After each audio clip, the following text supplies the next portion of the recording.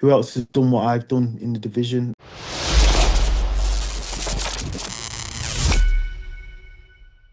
All right, Chisanga Malata here with the man who needs no introduction. Although I do have a question about the current status of the nickname because on the UFC socials, you're the Miracle. You last time we spoke, you said you're the Iceman.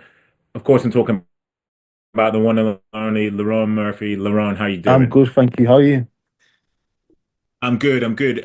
What's up with the nickname No, I'm the status? Are you miracle. the I'm Miracle still the or miracle. I don't know. I don't know. you still the Miracle? How come you've decided to shelve the name change? It was, post fight, you got so much adrenaline, like you don't even know, you don't even control what you're saying. Everything just comes out. But at the Yeah. same time, a lot of people have just said like there's a lot of meaning behind that name, whatnot. Just stick with it. So yeah. Fair enough. I thought it was pretty cold, and pardon the pun there, the way that you said, "Yeah, I'm the Iceman now."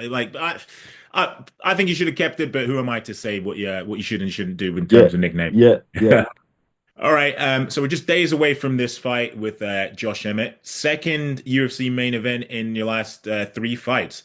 I mean, how does it feel to be main event again? Is it a bit easier in the sense that you know what's to come and everything, and there's not as much pressure on your shoulders, or is it still a bit of jitters?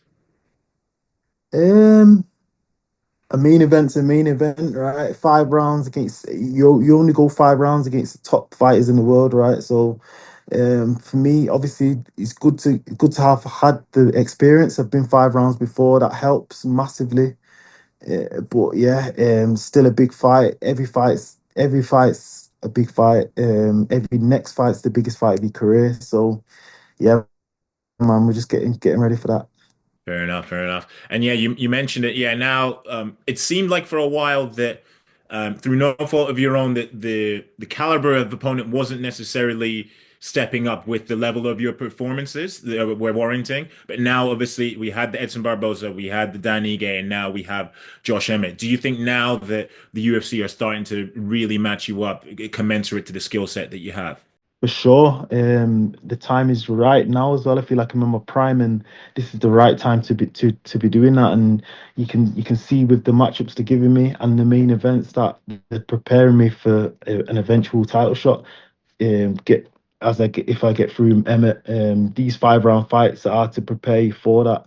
Obviously, there's guys in the division that bypass that and go straight to the title from 3 rounds fights, but yeah, I'm. This is all to prepare me for that title shot. Yeah, and you've led me on to my next question. I was going to ask you, well, I was going to say that realistically, if you do a job on Josh Emmett and you do it in spectacular fashion, or even if you just absolutely dominate him, because that's what Ilia Topuria did before he got his title shot. Do you think that you're going to get the next crack at gold? For sure, they have to really. Like, who else has done what I've done in the division, and everybody else has had their shot, right? You see, yeah. I think he's for the title for 2 or 3 rounds. Everybody else has fought for the title. Everybody else has had their shot.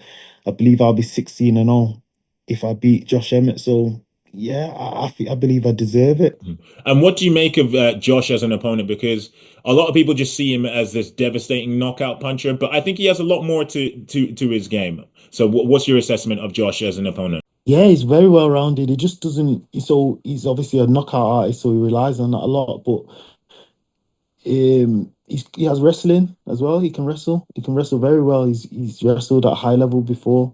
So yeah, I believe he's got a solid skill set, and it's a very good matchup. Yeah, and well, I was going to ask. So, there's a lot more to worry about than just the right hand. Of course, yeah. Yeah, of course, he had power in both hands, and he can wrestle, like I said. So, everybody in the top 10 has a full skill set. You can't just, you can't just look at somebody just because they do something so well that that's all they've got. Everybody's got a full skill set. And where would you rank him in terms of the hardest hitters that you face? Obviously, you've not taken a shot from him yet, but obviously we've all seen the devastating powers that he has. Where do you think he ranks in that list? Just the same as Ige or Barboza. To be honest, I think they're both. I think Ige and Barboza might have more finishes than Emmett. So yeah, we know he hits hard. I fought back to back dangerous guys. So yeah, man, it will be what it be. It will be. Everybody hits hard in 4 ounce gloves anyway. So do you get what I'm saying? Yeah, yeah, and I can't help but ask this question given the timing of this fight. But we wish this was would have happened in London. Was there any talks of this happening in London, or you fighting in London in general? Yes, I did ask for London. I was preparing for London, but they said Josh Emmett doesn't want to fight in London. So yeah, we're here. Well, I suppose it's kind of again preparing you for, as you mentioned there, title shot, because realistically, if you do get a title shot, it's not going to be in America. No, America, in the UK, sorry. Mm. Yeah. Yeah, that's it. Listen, I'm blessed to do this, and I fight anywhere in the world. I don't care where I fight. I get to travel, get to do cool things, and it's all experience for me. I'm not going to sit here and say, "Oh, I'm not fighting here, I'm not fighting there." This is a blessing. You get what I'm saying? This is how I earn my living. This is all experience. So I don't care. Obviously, I would have loved to have fought in London. It would have been better. My family could have come. It would have been in front of a crowd. Many more pros than cons. But it is what it is. And we talked about the title there. Obviously, the title picture's drastically changed because Ilia Topuria has vacated the belt. What's your thoughts on the division now? Do you think it's drastically opened up the division? Yeah, I don't. I think it's just the same. To be honest, it's still everybody's still very good. They're making additions from other organizations as well now. So the division is just as good. It doesn't really matter to me who's the champion. I test myself against the chin, and with a win over Josh Emmett, I believe they'll give me that. Yeah, and well, you mentioned the new addition. You're obviously talking about Patricio Pitbull. What's your thoughts on him joining? Because obviously he's been one of the best fighters outside of the promotion for a long time. I believe the level here is much different from what he's been facing over there. Not to say them guys are not good fighters, they're all good, but I believe the top five of the UFC division is the best in the world, like unmatched. Going back to Emmett, I kind of feel that. And without you giving too much away of the game plan, I kind of feel that he's the type of fighter that bites a lot on feints, and you're very, very good at throwing feints. I make the assessment that he bites off feints quite a lot, in particular because I don't know if you watch tape, but in the Yair Rodriguez fight, he was like literally biting on everything. I think like Yair is a very tricky style to come against, and the way he throws his techniques, every technique can be a fight-ending technique. So I think that's why he was biting a lot. But yeah, like you said, I do feint a lot anyway, against anybody, and I think with such a good counter puncher like Emmett, you have to think like he's got so much power. You can't let him predict when you're coming in. Yeah. And a little bit off topic, but in September it will be 6 years since you made the UFC debut, which is pretty crazy if you think about what it was September 19, yeah, September 2019. I mean, time has flown by. How would you assess the journey so far? I believe I always I've had conversations with people and I've sat there thinking why I should have had more fights and why has this happened, why has that happened, but I believe everything's happened in good time and for a reason. Do you get what I'm saying? I had like 17 months out one time, another 9 months out one time through injury and stuff, but I believe that's brought me to the place I am at now, and I feel like I'm ready for that now. I'm in my prime now. Anything too soon would have been, I might have been not ready. I might have been too green. I started the UFC career 8-0. I was very green. So it's like everything's happened great so far. So far so good. I couldn't ask for better. And the highlight so far? The highlight so far would have to be the Barboza fight, five rounder. Uh, yeah, that's the highlight for me because obviously I was watching Barboza from years, probably before he even trained. So yeah, that's the highlight for me. I thought you might have gone the Makwan Amakarni one because that was like your first proper not out cold knockout in the UFC.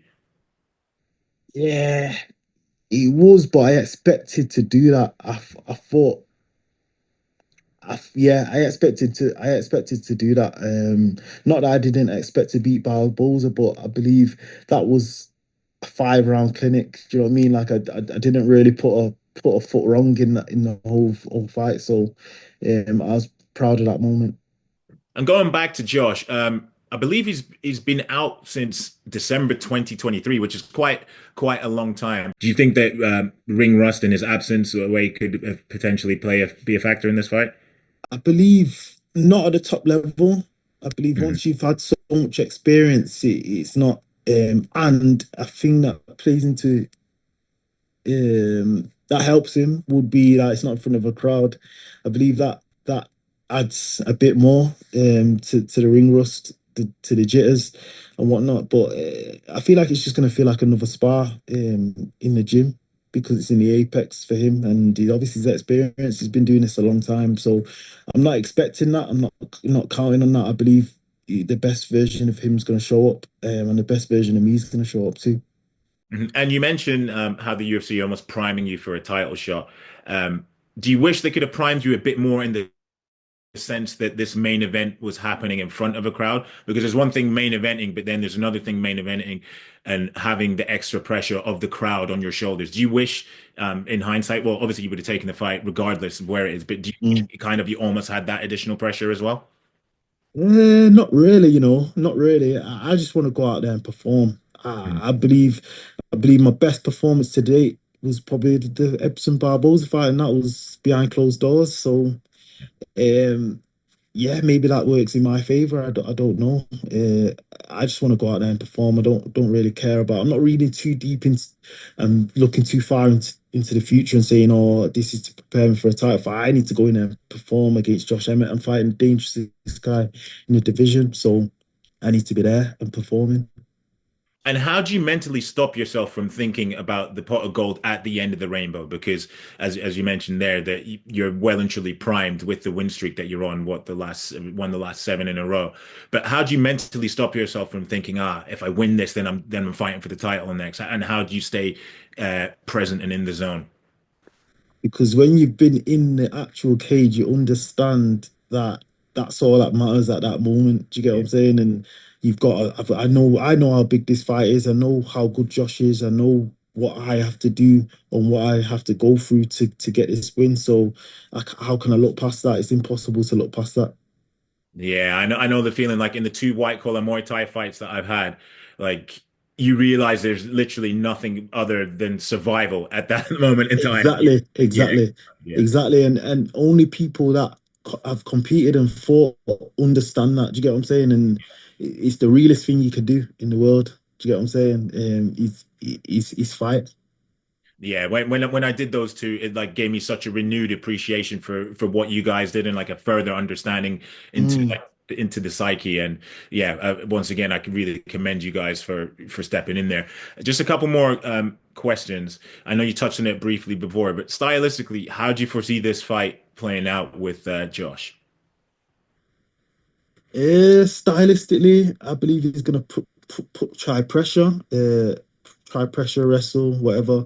But obviously, my plan is to keep him at range and pick him off, and hopefully make him walk into something big. All right, and another one actually. What's happening to your beloved Manchester United, man? They're in turmoil at the moment. Oh, mate, I give up on Manchester United many years ago. All right, and I know you just said that you don't look too far, but come the end of the year, what do you hope to have achieved? Come the end of the year, in a perfect world, in a dream world, I'd like to be champion. All That's right. it. All right, Lerone Murphy, it's a pleasure as always. I really appreciate the time, especially during fight week. Hopefully, weight cut goes smoothly, and hopefully, I get to speak to you with another dub under your belt. Thank you, brother. Anytime.